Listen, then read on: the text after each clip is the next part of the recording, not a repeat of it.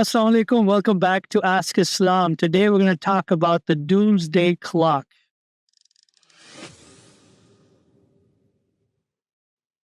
As we know that the bulletin has recently released that we're only 85 seconds away from midnight, which is what they feel is the closest we've ever been to a doomsday apocalyptic scenario, world war, and so on and so forth. And what's interesting about this is that when this bulletin was first created, the original folks that were part of it were Albert Einstein and even Oppenheimer. And the idea here was that after the Cold War, we should regulate and see and make sure that the entire world, global aspect of it, we stay clear and far away from this global catastrophe.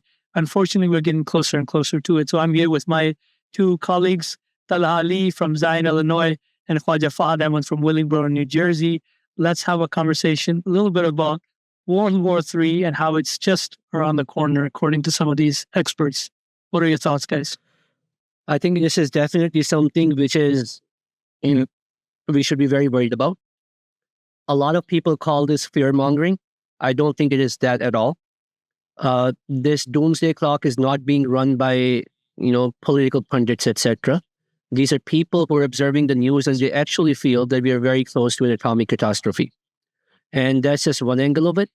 I think with global warming, with the climate change and other things, we are definitely on the cusp of a catastrophe. And there are certain things that we as humans can do materially to get, to walk back from the brink. And also there are some things we as human beings need to do spiritually to save ourselves in this situation. 100%. I think when we look at it, like, for example, one of the quotes that we have in front of us is Hideo Asano, who is the coordinator of the Japan campaign to abolish nuclear weapons. He says that we should know that the risk of nuclear war is the highest since the end of the Cold War. So as you're saying that there are certain expectations and certain things that we have to do as individuals, as societies, as governments, and so on and so forth. I think one element of it on the local personal level, which is people who are probably watching this episode now, is that spiritually we have to enhance ourselves, reconnect with the Creator. Because if you don't understand that death is around the corner, you don't understand that these are prophetic times that we're dealing with, then you can't understand that we're actually headed towards a very destructive particular situation. But the other part that I was just going to throw in there is that I feel like a lot of this is happening because of the echo chambers that we're in. Some of us don't even know that we're headed down this path. They're not even sure, or they're completely oblivious. Their biggest concern is the gas prices or, grocery items. And they're not even looking at how the world is inching closer and closer towards destruction. Really, I feel like that's one of the evolutionary mechanisms that every animal has, right? You don't want to, you bury your head in the sand. And that's what human beings have been doing. That's what we are doing. But I think what you mentioned was very important is that, yes, we're talking about atomic wars, we're talking about catastrophes. These are the jobs of the governments, what we as individuals can do, right? So I think part of our conversation, or most of our conversation today, is going to be around that materially and spiritually, what we as individuals, as imams in our mosques, as congregants in the mosques, as normal Americans, what can we do to save ourselves from this situation? So I guess let's start from a material point of view. I think one thing we as Americans, we as citizens of the world have to do is to be active in politics, active in policy making to whatever degree we can be, and remind our leaders again and again that these nuclear wars are not going to affect one country or the other. Entire world is going to get affected. So if we jump into this Cold War era mentality, whereas North Korea is building a nuclear weapons, so South Korea has to do, Iran is doing it, so Israel has to do, on and so forth, it's not going to work. It's not your conventional weapons anymore. It is going to destroy the entire world. So I think one thing all of us have to do is to be good citizens and to reach out to our policymakers and help them understand the need of the time. And I feel as if this is where we are headed towards in terms of world, that the world leaders, they're not paying attention, or they're not taking care of the people themselves and see and realize where they stand in terms of not just morality, but also how close we are to destroying our own selves. it's because of the moral degradation that the people are destroying themselves, that they're headed towards this war. And people who are steering the boat are those people, they themselves are their heads are buried in the sand, like you said. So I think what Hazur Anwar ibn Aziz is also a Khalifa of Ahmadiyya, he has also brought our attention towards is to turn yourself attention towards God, because people's attention not towards God, but rather their attention is towards worldly things, and they still feel as if that they're invincible. We came from the islands, and we know that over there we have a lot of different priorities over there. We are worried about making sure that food at least gets into the country, right? A lot of times gas would run out, a lot of times, food would run out, and we would think about, okay, how are we going to survive for the next few weeks because shipments are not coming. Here in America, they don't have these difficulties, but they have been put into a bubble where they're protected from realizing what's actually happening in the world. And they feel as if that everything is okay or everything will be okay. Because this is the longest era without war. This is the longest period of time where there has been no war. And this is why people feel as if nothing is going to happen. Everything is okay. But war sometimes happens all of a sudden. For us in this part of the world, it hasn't reached yet. But many parts of the world, the war has already reached. So this is where the Khalifa of Islam Ahmadiyya, he is bringing our attention towards, is that, look, time is running out. But it's not easy. You said the World War III has already started, and by 2028, 2029, we'll be towards the peak of it, right? But having said that, so I just want to gauge you guys' understanding of the situation and like what's your opinion. Do you think the catastrophe is going to happen in the form of a nuclear war, or is it going to be something else? I think it is. Before even that, there's going to be civil war, to be honest, because that's where we're headed towards too. I feel like climate change. Exactly. So I feel like that's just as big of an issue, right? And food security. I think Mahmoud is sharing with me off topic, but he was sharing with me. What was it? How much food is being wasted yearly? Water bankruptcy. Food is $540 billion dollars worth of food. It's crazy every year. On one hand, we see pictures of malnutrition kids in Sudan, in Gaza, etc. On the other hand, that much food is being wasted. Fahd mentioned water security, right? They're saying there's going to be climate, and we've talked about it, I think, one of the previous episodes as well, that climate migration has already started. 3 weeks ago, a month ago, first climate migrants from Tuvalu went to Australia. By 2050, they're saying that... And Canopus Islands have been trying for a while to get, asylum somewhere on the basis for, immigration or on the basis of climate. Yeah, so the sea level being rising, the planet being too hot in certain parts of the world where you won't be able to survive anymore. So all of that stuff that... And right now, Chicago is colder than Alaska. Also, there's some crazy stuff going on. Absolutely. But to your point, like when you look at when you asked, what does the catastrophe look like? If you look at the prophecies, even if you look at Jesus, for example, alayhi salam, in the Bible, he says nation will rise against nation, kingdom against kingdom. There'll be war, pestilence, all these things. And after describing all of this, when you look at it today, it's exactly in line with all of those prophecies. You see them in the Holy Quran as well. When it comes to the atomic bomb or the mushroom cloud or all these things. And, we've lived in the Pacific Islands where Marshall Island was a nuclear testing ground, and 50 years later, 60 years later, they still can't go to those islands. They're still unsafe and uninhabitable. So God forbid if that were to happen in any other place on earth today, how long would it take us to even go back to those places? So if, you know what I mean? So I think it is a matter of bringing it to attention. And back to the original question, and Father, if you can chime in with this too, is that what can we do as an individual? Where are we there? You mentioned the word bringing these things to people's attention, right? But it's for people to wake up and realize it's a real danger. And that's the thing. People are asleep.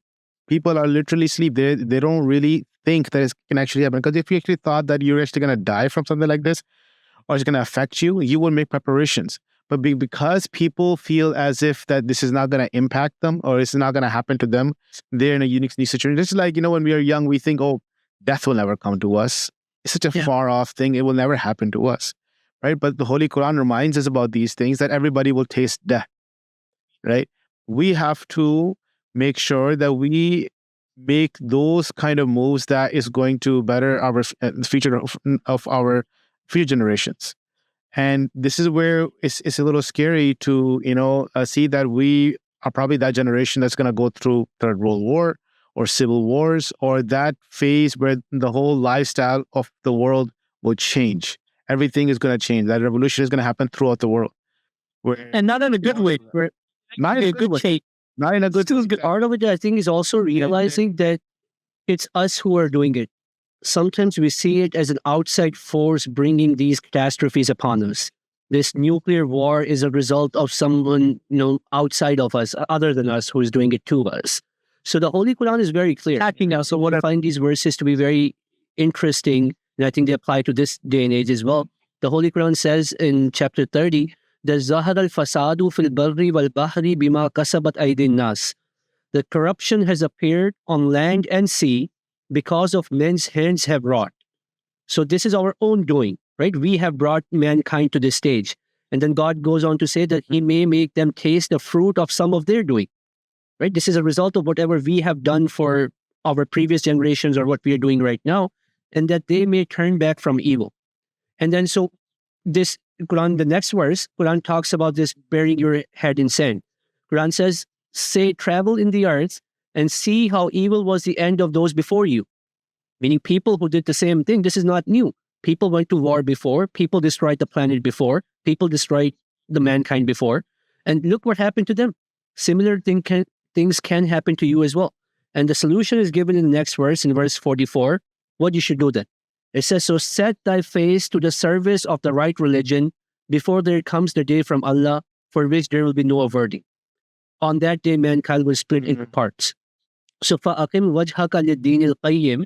So Deen al-Qayyim, yes, there's a spiritual aspect to that, connect yourself to God, be on the right religion, be on the right understanding.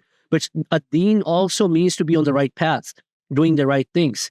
So Quran is telling us that it's, and that's the beauty of the Holy Quran, that's the beauty of God, beauty of Allah, that the Holy Quran says again and again, وَلَا تَقْنُطُوا مِنْ رَحْمَةِ اللَّهِ وَمِنْ رَحْمِ اللَّهِ, that never despair from the mercy of Allah. So the question is usually asked, is it already too late?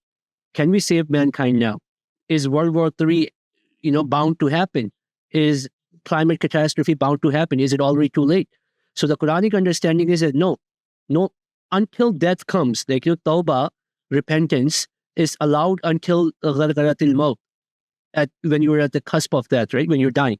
So before that, Islam says, فَأَقِمْ وَجْهَكَ لِلدِّينِ الْقَيِّمِ, that spiritually and physically set yourself on the right course. If you can do that, then catastrophes can be averted. And this is what Hazur has also been, Khalifat al-Masih, the Talab al-Nasir has also been, bringing our attention towards this too, that, not only to the believers, but also to the non-believers, to turn yourselves towards Allah Ta'ala, to turn yourselves towards God. It's still not too late. You can still, avert this punishment, just like Hazrat Jonah alayhi salam, right? How their qawm was, they were saved from the punishment. So these things have happened in past, and it can happen again. So we hope and we pray that, that the Muslim Ummah or this generation is saved from this As humans, a lot of times we feel, and I was doing it in the beginning of this episode, I kept on saying that what are the material things we can do, right? And we are 3 imams. I don't think we need to basically shy in saying that there are spiritual remedies to physical ailments. And that's something that the world doesn't understand. But it is our job, and it is my responsibility to say, as clearly as possible, that yes, it seems like it's a physical problem. Atomic bombs are going to be launched by that, by the red button in the president's office. But Islam teaches us that there are spiritual remedies for physical issues that we are facing in this world, right? And the Khalifa has been reminding us, previous prophets have reminded us again and again, that at the time of catastrophes, the best thing you can do is not save water, is not use, paper straws instead of plastic straws. All of those things are important. But the most important thing in a time where you feel like you have gone beyond your limits, you have transgressed, is to turn towards God. And there's there's no way for me to prove that physically, except that what Quran says, that go and look what happened in the past. But that is the solution which Quran presents, that turn towards God, and it will not only save you spiritually, it will save you physically as well. That brings us to the conclusion that the flood could have been averted if everybody had just embraced the message of one God and reconnected with God at the time of Noah and understood that not only is there one God, but he's building an ark to save them. And so today there's going to be a materialistic, approach to saving ourselves, which is, like you mentioned already, raising our voices in the right places, in the right channels, talking to the right people, making sure they create a peaceful society, a peaceful living sustainably. But also the flip side of it is that you and I, as human beings of this world, have to acknowledge that there is a God and there is an afterlife and there is a greater good that we must exhibit in this life, which is taking care of one another, not having food waste, not having, minerals being meaning minerals being snatched from other nations, creating that justice, creating that ihsan, and living within our means, of course. So all of these are the basis for what we need to establish in this day and age. With that, we hope and pray that God will continue to guide everybody. And again, we'll see you next week for Ask Islam. Assalamu alaikum. See you again.